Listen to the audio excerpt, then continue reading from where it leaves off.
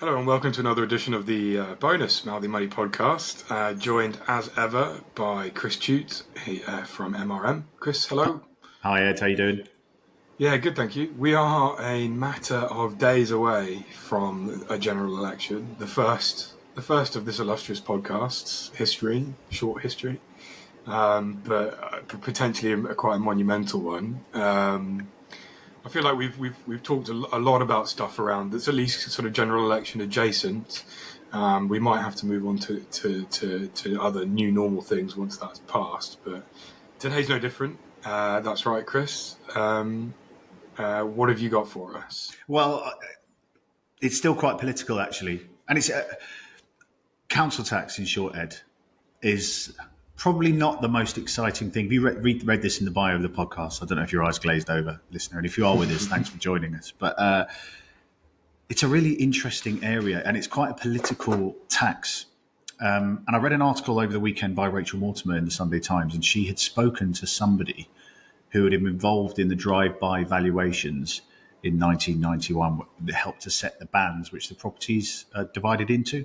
So for those who don't know, properties, in terms of how we pay council tax across the UK, you're put into one of 8 bands, either ranging from A to H.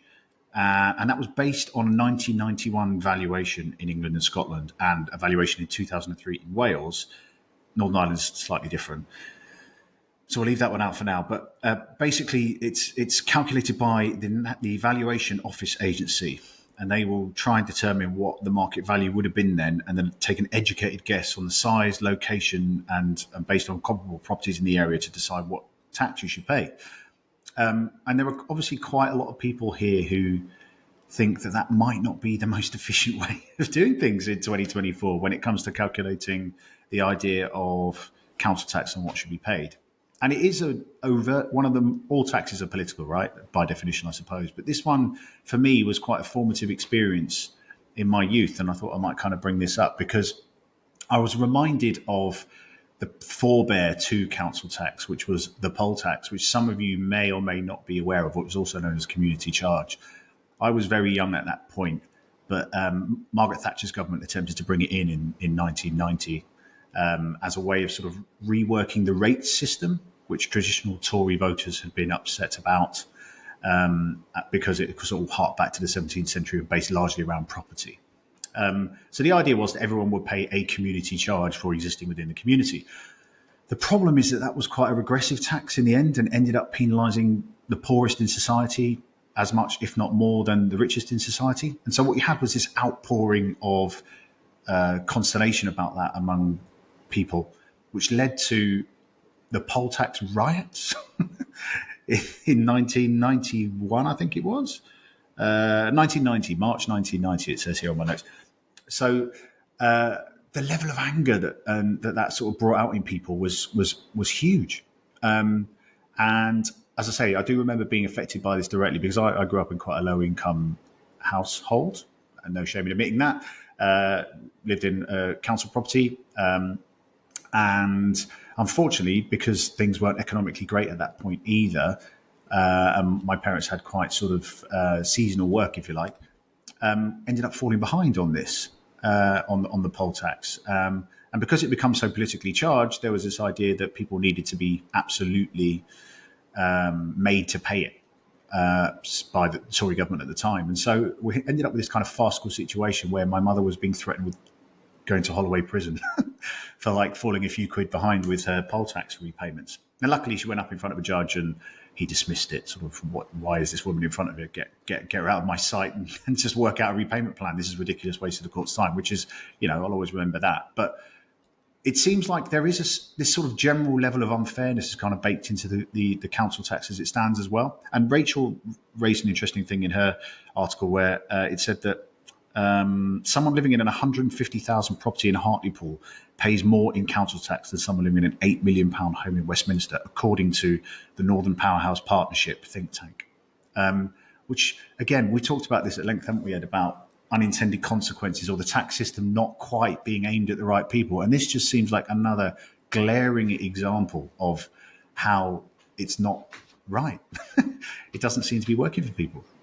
Yeah, I mean, I'm glad you wanted to talk about council tax today because on the long list of taxes that I find disagreeable, not because I'm necessarily against the idea of taxation, because the government has to raise money somehow, but a long time disliker personally of taxes that are bad taxes. Bad, and by bad I mean inefficient. And we've talked about, like you said, we've talked about this on the podcast before. And council tax really stands alone as taxes that are badly designed, have gone on far longer than they ever should have existed, and all this kind of stuff. And you kind of alluded to that, when they brought the system in, they do these what were called second gear valuations, where council workers would drive up and down neighbourhoods with clipboards, just basically eyeballing houses and going, "Yep, band B, yep, band C, band B, yeah, okay, all right," and they just absolutely based on absolutely nothing at all. I'd love to have seen some of those valuations at 3:00 on a Friday. That's all I'm going to say. I mean, have you ever watched? There's a Channel 4 sitcom called Stath Lets Flats. Yes, I have. I love it. My wife doesn't like it. She's from the Greek Cypriot community, so she finds it a bit too close to the bone. No. I'm a big fan. Oh, no, I shouldn't have mentioned it. Oh, no, sorry, Tanya. But it's kind of like that, where I think you could write a sitcom of just two lads, probably two 22-year-old council workers, just driving around giving everybody a property valuation. This is absolutely mad. But the kind of the issue there, and it's just created an entire cottage industry for disputing your council tax as a result. And it is all the hallmarks of a tax that doesn't work when you have an entire system in place and whole strategies in order to pay different rates on it. So you get people, basically houses end up in a band that's too high, so you can find ways to basically dispute that and get your band lower, which saves you money. Great. But then you also hear stories where, somebody's got a lower rate than the rest of the neighbours, and the neighbour gets wind of it and then dobs them into the council and end up on a higher band. So it's just community charge right there. Look at that. Yeah, it's just, on the list of bad taxes, I mean, it really is. It's just, I don't know. It's so poor, and I think, that does beg the question, because to be fair, there is a lot of discussion about, well, what do you do now? Especially as councils are bankrupt, right? We do have to bear that in mind. To your point, we do need we do need taxation in order to make the country run. We don't want to turn this into sort of a anti-tax podcast or anything. It's not that at all. But it's just, as you say, the design's not right. But also, local councils are skint, right? They've got no money. This is how they raise their money, alongside parking charges, which maybe we can get into later. A real rant. But I have. I'll give a little shout out to Wandsworth Council now, because they gave me a parking ticket on Friday, and they have the lowest council tax rates in England. So, maybe there's something in that. Was it a justified ticket, Ed, or was it? It was a justified ticket, yes, but that doesn't mean I'm not. Doesn't mean I'm not upset about it, Chris. I mean, seriously. Well, I was fair enough. I was parked illegally for 45 minutes, and here we are. There we go. Well, there's a cost to that in Wandsworth, clearly, but exactly. They do need to raise money. I mean, I've got this in my local council, Haringey, with just absolutely unable to pay for a lot of the frontline public services that we would kind of want. And, we get frustrated when you engage with them and these things aren't available. But actually, I think it was done by design in the past, wasn't it, to try and sort of hollow these guys out. So I don't know. Maybe that's a little unfair, but yeah, there needs to be a mechanism to raise the money, right? But at the moment, this one just seems, if people in a 150 grand property in Hartlepool are paying more than somebody with an 8 million quid property in Westminster,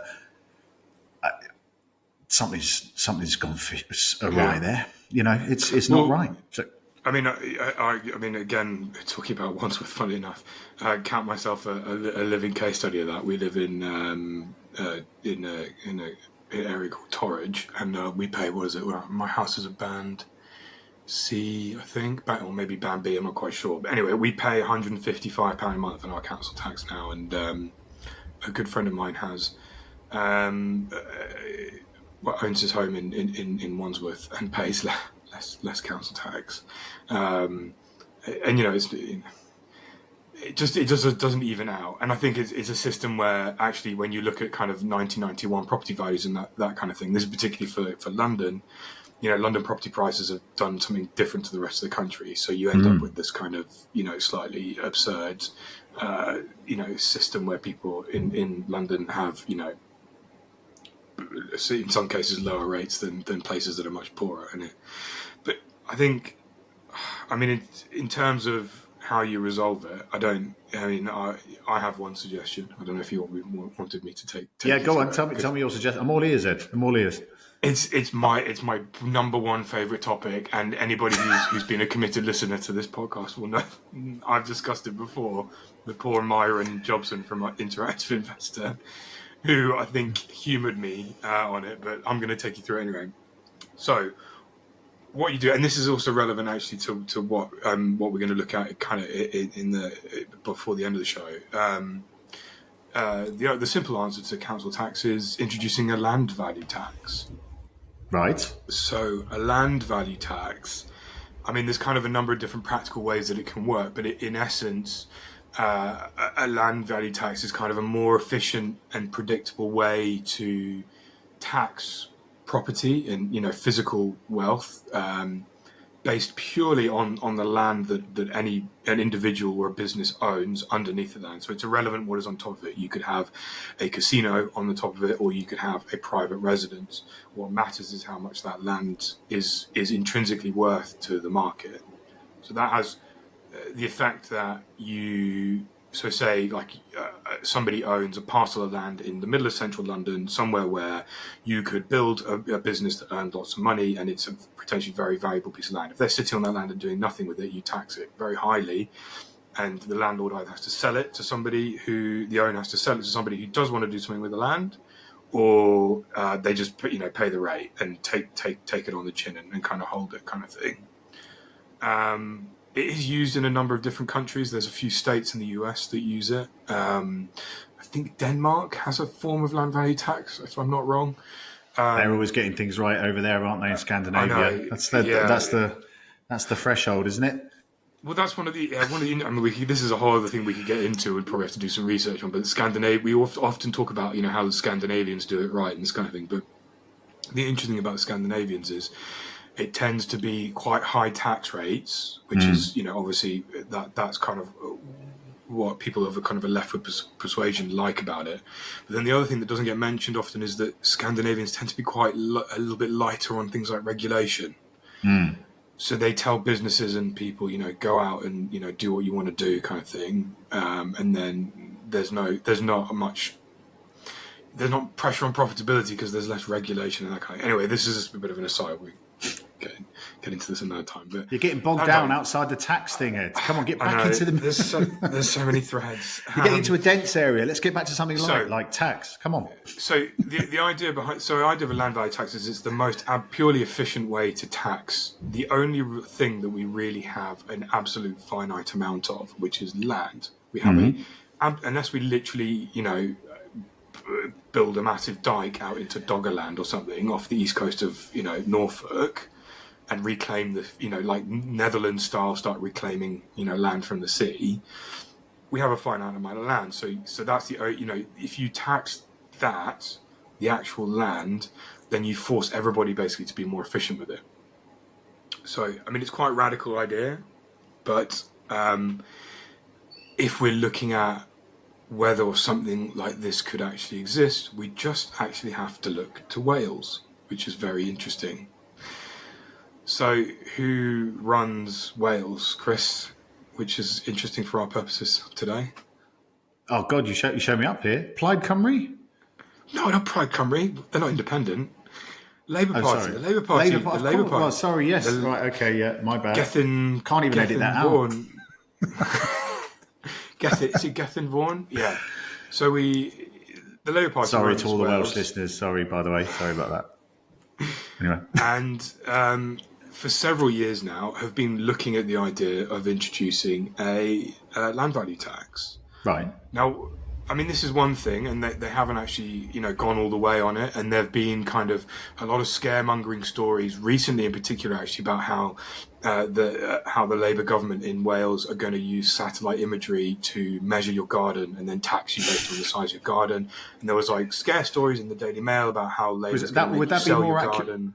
That would be more accurate than a drive-by, though, wouldn't it? Sorry. Yeah, I mean, well, this at least it's based on actually seeing like the footprint of the place, rather than Yeah, the front of it. yeah. I mean, you'd think now we have enough like access to modern data and that kind of thing that you can actually reflect it properly. But the Your point is that taxation drone will be flying over on these days. I can just imagine local communities stood there with their pitchforks and stones ready to throw it. Anyway, sorry, Ed, carry on. the point is that it's much more simple to measure the square footage of the land and then estimate how much that land it could potentially be worth in economic terms than it is to try and guess at a building from the outside, what may or may not be inside it, based on patchy information that a council might have.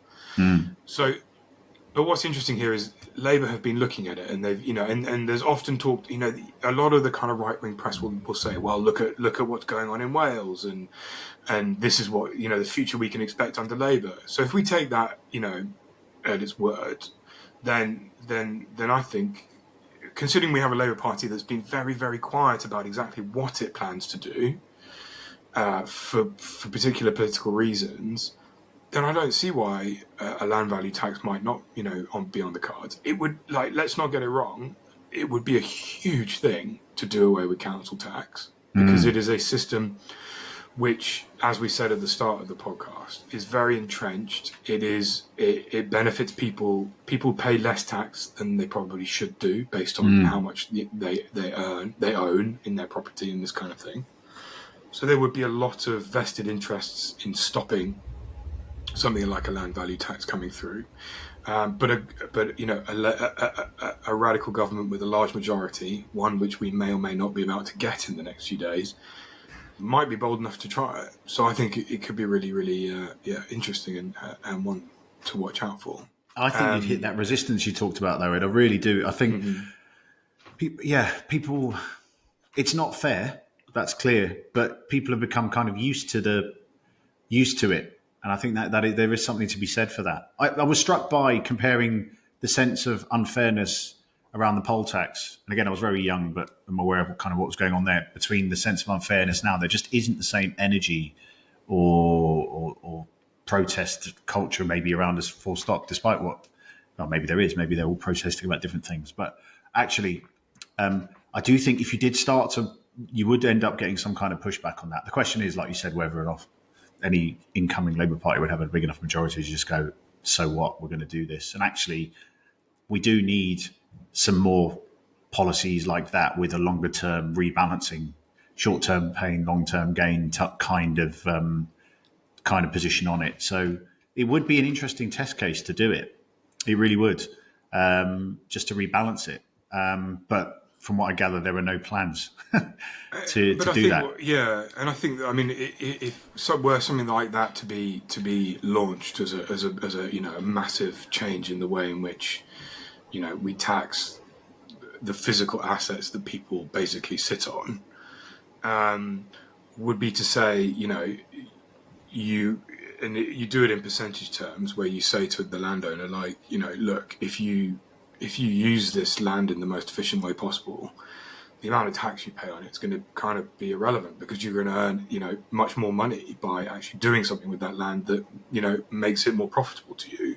Or if you don't like it, sell it to somebody who will use it for the most economically valuable thing that it's there for, kind of thing. So there's kind of swings and roundabouts, and Labour are very much about, we need to go for growth and this kind of thing. Weirdly Trussite in their kind of some of their language about talking about, and that is one of we've talked about this before. That is one of the routes out of the current predicament we're in, is to grow the economy more, so there is a bigger pie to share around. So, again, I think it's the kind of thing that if we were to do it, it would be consultation on consultation and tweaks and amendments, and it'd probably be in development, nightmare for a long time. But a government would, and a prime minister would cement their place in history by doing something, radically different and better. So yeah, we're getting a bit soapboxy there, but wow.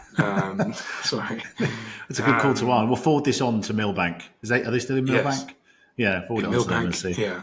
We'll put it on a VHS and send it 1991 style. Yeah, exactly. With a no poll tax T-shirt, which I seem to remember from around the time. Yeah. No, let's see. Wait and see. Yeah. So before we finish, we were just going to, we were kind of we were going to think a little bit more about, because this is really, this is dominating stuff at the moment, and I mean, I think unless something has gone horribly, horribly wrong in the polling industry, likely to get a Labour government come Friday morning. So we wanted to just kind of think about that a little bit, didn't we? Yeah, I think the money market. It's interesting. You're thinking about sort of. You can't help but think of Liz Truss in situations like this, Ed. I don't know about you, and Kwasi Kwarteng, Always think about Liz Truss. or and wake up in a cold sweat. But there is this thing where obviously it needs to be slowly when they get in, because the money markets are jittery around big changes, particularly when they're not that clear on what's likely to happen. And we saw the damage that did to the UK economy in the short term. So there will need to be and they've been doing the right thing. Rachel Reeves got as we touched on before, got the sort of buy-in from businesses around the UK big business figures. Excuse me, talking about what Labour's going to do and that they're probably right for this growth agenda. So presumably there's been some conversations there quelling any nerves. But actually, yeah, at what point do you start to put the hammer down and put into place the programme you see as crucial to growth? Or is it more a case of sort of the Blair Brownite thing of like, well, we'll just give these guys a space and they'll find a way through it? I don't know. What do you think? Well, there is a bit of precedent here. I think, again, we might have talked about this before, but the thing that Blair and Brown did when they came in, and I think they might have even done this before the election, which Starmer and Rachel Reeves have not done, but might potentially do, is Blair and Brown basically committed to all of the pre-arranged spending plans for like 18 months or something like that. So they came in and said, we're not changing anything yet. We're going to have a really good look at everything that's going on, and then we're going to start making some, big decisions. But markets, we're not going to start, majorly, cutting things up and causing problems. And I think that was done because back then, we had this idea of kind of, the last Labour government we had was kind of, Blairism and all this kind of stuff, very centrist, blah, blah, market friendly, and they, it was all the Alistair Campbell, we're happy, or was it Mandelson, I can't remember, one of the two of them saying, we're absolutely fine with people getting filthy rich, and that kind of very... Blair, I think that was Mandelson, actually, yeah. Was it Mandelson? Yeah. I think so, yeah. And so my guess would be that they would do something like that. I can't see them coming in with an emergency budget or a mini budget or something like that, because you are just tempting the Truss Kwarteng fates to come back and bite you in the backside for it. Basically, I think you've got to be steady on. Let's not, go too quickly. We're not at a moment of massive peril at the moment in terms of the economy. Things are moving in the right direction. There's no need to really start, screwing around with stuff, is there? So that's what I think is likely to happen in the first instance. In terms of markets, the markets are quite happy, I think, at the moment with the idea of a Labour government. I don't think there's any indication that we're worried about it. You have to look across the channel to what's going on in France at the moment, and they'll tell you what it's like to have, political uncertainty with everything that's going on there. Bond markets absolutely really not enjoying it. And that, there was talk of, Germany having to bail France out and all kind of mad stuff like that. We're not in that. Yeah, we're not in that position by any means. So look, I mean, this is part of the reason why Rachel Reeves is shadow chancellor and likely to become chancellor on Friday. She works at the Bank of England. If there's any more of a it's okay, guys, we've got this type candidate to have in that position, I don't think it's probably not possible. Even the Tories don't have that kind of pedigree on there. In economic terms, anyway. Jeremy Hunt, he's the kind of steady chancellor who sorted things out after Truss. But I mean, Jeremy Hunt he's run his own businesses and that kind of thing in the past. But he was health secretary for years. He had nothing to do with the economy. So yeah. So I mean, I wouldn't expect anything crazy from the start. They've even said they were going to do the private school, VAT stuff quite quickly, I think. But even that, I don't think it's summer aside from anything else. They're not just going to start doing things in the middle of August, or at least that's what we all say to ourselves when we try and go and have summer holidays. Yeah, we could do that. I mean, quite interestingly, we did, and there'll be more to show on this week, won't there? I know that you've done your new normal in the mortgage market. We've been speaking to Tembo and West One and Perenna and some other sort of lenders and brokers are up and down in the industry to get a sense of what they think is going to happen. But the last thing anyone would want is for the new normal that we seem to be bedding down into to be massively disrupted by some kind of crazy overnight decision. So yeah, I'm with you, and I think they've been careful to stage manage that the way they need to. But some kind of disruption at some point is what the country needs, but maybe not at this point. And just kind of put those long-term plans into place and see how they can do it sensibly rather than on the hoof would be the order of the day, I think.